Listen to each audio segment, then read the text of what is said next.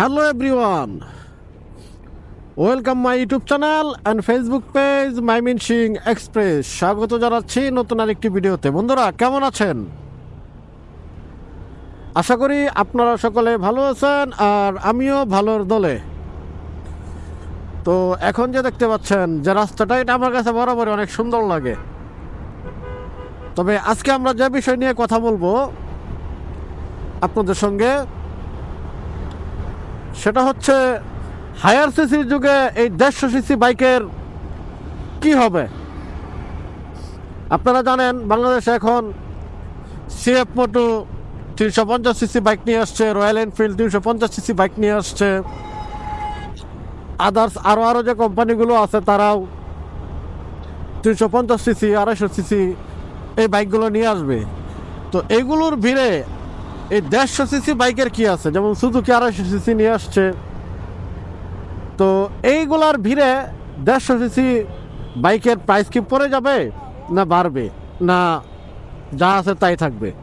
তো আজকের আলোচনাটা হচ্ছে এই নিয়ে আমাদের। তো ভাই, একটা কথা বলে আপনাদেরকে শুনেন। 150 সিসির যে বাইকগুলো বাংলাদেশে চলতেছে, বাংলাদেশে তো আসলে কোনোটা তৈরি হয় না, সবগুলাই কিন্তু ইনপুট করা হয়। তো ইনপুটের রেটটা সবসময় আপ ডাউন করে ডলার রেটের উপর। আপনি ডলার রেট যদি কম থাকে তাহলে আপনি কস্টিং খরচ কম হবে, আর ডলার রেট যদি বেশি থাকে তাহলে সেটা কস্টিং খরচটা বেশি হবে, এটাই স্বাভাবিক। তো বর্তমানে বাংলাদেশে যে ডলার রেট আর আমদানি শুল্ক যে পরিমাণে করা আছে, তো দেখা যাচ্ছে যে এই হায়ার সিসির যুগেও আপনার এই 150 সিসি বাইকগুলোর দাম বাড়বেই, কারণ এগুলো তো তারা ইনপুট করে নিয়ে আসে। তো ইনপুট করে যেহেতু নিয়ে আসে, সুতরাং সেগুলোর দাম বাড়বে, এটাই স্বাভাবিক, এটাই স্বাভাবিক।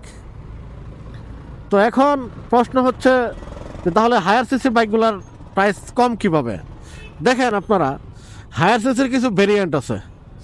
যেমন আপনার রয়্যাল এনফিল্ড যে বাইকটা, এটা বাংলাদেশে একটা ফ্যাক্টরি করছে তারা। রয়্যাল এনফিল্ড বাইকের বাংলাদেশে ফ্যাক্টরি আছে।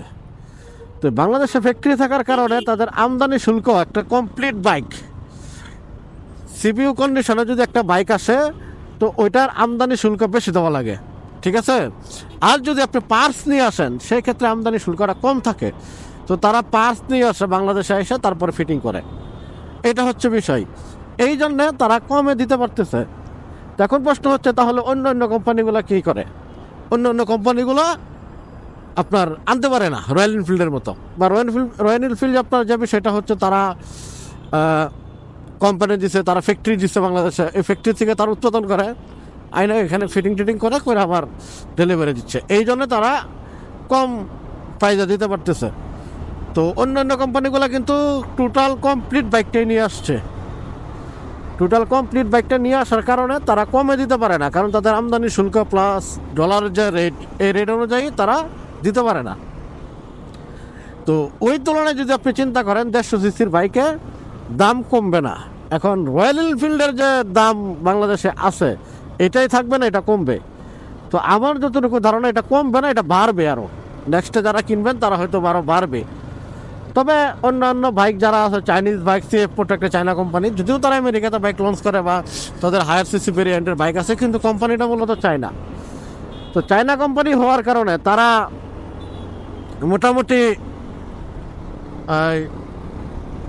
যে পরিমাণে তারা আউটলুক করছে, বা যে পরিমাণে তারা আপনার বাইকের যে লুকিংটা করছে, স্পোর্টস বাইক করছে, নেকেড স্পোর্টস বাইক করছে, এগুলো খুবই সুন্দর। আর রয়্যাল এনফিল্ড বাইকটা হচ্ছে, এটার সাথে অন্য কোনো চলে না, কারণ এটা হচ্ছে টোটাল একটা ক্যাফে রেসার বাইক, একটা রাজকীয় বাইক। তো রাজকীয় বাইকের সাথে তো আপনি স্পোর্টস বাইকের কোনো তুলনা দিতে পারেন না, এটা হয়ও না, যায়ও না এটার তুলনাটা। তো এই হচ্ছে আর কি বিষয়। তো এখন সর্বোপরি কথা যে 150 সিসির বাইকের দাম কমবে না, এগুলার দাম বাড়বেই। যা আছে হয়তো বা স্টেবল থাকবে, কিছুটা হয়তো বা এদিক সেদিক হইতে পারে, তবে কমবে না, এটা শিওর। আর আরেকটা বিষয় যেটা বলে রাখি আপনাদেরকে, যে এই যুগে 150 সিসি কি নাকি আসলেই বোকামি না চালাকি হবে, এখন এটা ভাই আপনার উপর নির্ভর করে। আপনি যদি 150 সিসি কন্ট্রোল করে যদি আপনি কমফোর্টেবল হন, তাহলে আপনার জন্য 150 সিসি। আপনি যদি হায়ার সিসি ইউজ করে যদি আপনি কমফোর্টেবল হন, তাহলে আপনার জন্য হায়ার সিসি। তো এটা তো বলা বাহুল্য, তাই না? তো এই জন্য বললাম আর কি, যে আপনি যেটাতেই যদি আপনি রয়্যাল এনফিল্ড যদি 200 কেজি ওজনের বাইক যদি আপনি কন্ট্রোল করতে পারেন, তাহলে আপনার জন্য তো এটাই ঠিক আছে। এখন যদি কেউ যদি 150 সিসির বাইক যদি মনে করেন যে কন্ট্রোল করতে পারে, তার জন্য 150 সিসি ঠিক আছে, সোজা কথা। তো এটা তো অন্য কিছু বিষয় না, এটা হচ্ছে আপনার উপর নির্ভর করবে যে আপনি কন্ট্রোলিংটা কতটুকু করতে পারবেন। তো আপনার কন্ট্রোলিং যদি ভালো থাকে, তাহলে আপনি হায়ার সিসিতেও আপনার কোনো প্রবলেম হবে না। আর যদি কন্ট্রোলিং আপনার প্রবলেম থাকে, ওয়াইট নিয়ে যদি আপনার প্রবলেম থাকে, তাহলে আমি মনে করবো আপনার জন্য 150 সিসির বাইকই এনাফ, আপনি ওয়াইটওয়ালা বাইকে যায়েন না, এটা আমার রিকোয়েস্ট থাকবে আর কি। তো এই হচ্ছে আর কি কথা। তো অনেকদিন পরে বিমানবন্দর সড়কে আসলাম। তো এই সড়কে রাইড করতে গেলে আপনার চতুরিন্দুই সজাগ রাখতে হবে, কারণ এটা অনেক দ্রুতগামী একটা সড়ক, এখানে সবাই হাই স্পিডেই রাইড করে। সুতরাং আপনারা ওইভাবেই চিন্তা ভাবনা করে রাইড করার চেষ্টা করবেন।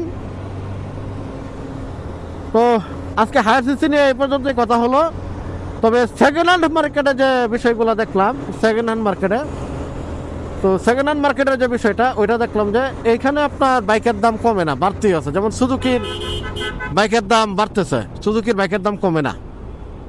যেমন GSX-R 4,65,000 ছিল, এখন 5,25,000 হয়ে গেছে, চিন্তা করছেন? তো এগুলোর দাম বাড়তেছে। তো এটা আশা করা যায় যে 150 সিসির যে বাইকগুলো আছে, এগুলোর দাম কমবে না, এগুলোর দাম আরও বাড়বে সামনে। তো এখন প্রশ্ন হচ্ছে যে এগুলোর দাম কেন বাড়তেছে? এগুলোর দাম বাড়তেছে, ডলার রেট আছে, শুল্ক আমদানি বৃদ্ধি হয়েছে, তো এই জন্য এগুলোর দাম বাড়তেছে। তো আমরা এইটুকু বলতে পারি আপনাদেরকে যে আপনাদের যেটা সুবিধা, আপনারা যেটাতে কমফোর্টেবল ফিল করেন, ওইটাই আপনার জন্য রাইট চয়েস হবে, এটা আমি মনে করি। এখন আপনি যদি 150 সিসিতে কমফোর্ট, তাহলে আপনার জন্য 150 সিসি। আপনি যদি হায়ার সিসিতে কমফোর্ট হন, তাহলে আপনি হায়ার সিসি আপনার জন্য, এটা আপনার ব্যক্তিগত বিষয়। বুঝতে পারছেন কি বলছি? তো এই ছিল আজকে হায়ার সিসি নিয়ে আমাদের কথোপকথন। তো বন্ধুরা, আমরা এখন উত্তরা হাউস বিল্ডিং এলাকায় চলে আসছি।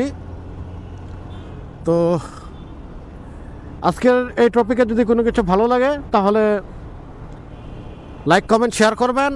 চ্যানেলে নতুন হয়ে থাকলে সাবস্ক্রাইব করে হয়ে যাবেন আমাদের ফ্যামিলি মেম্বার।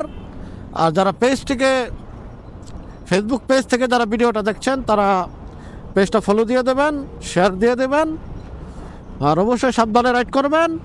দেখা হচ্ছে নতুন আর একটি ভিডিওতে। তো সে পর্যন্ত সকলে ভালো থাকুন, সুস্থ থাকুন, আর অবশ্যই ময়মনসিংহ এক্সপ্রেসের সঙ্গেই থাকুন। ধন্যবাদ সকলকেই।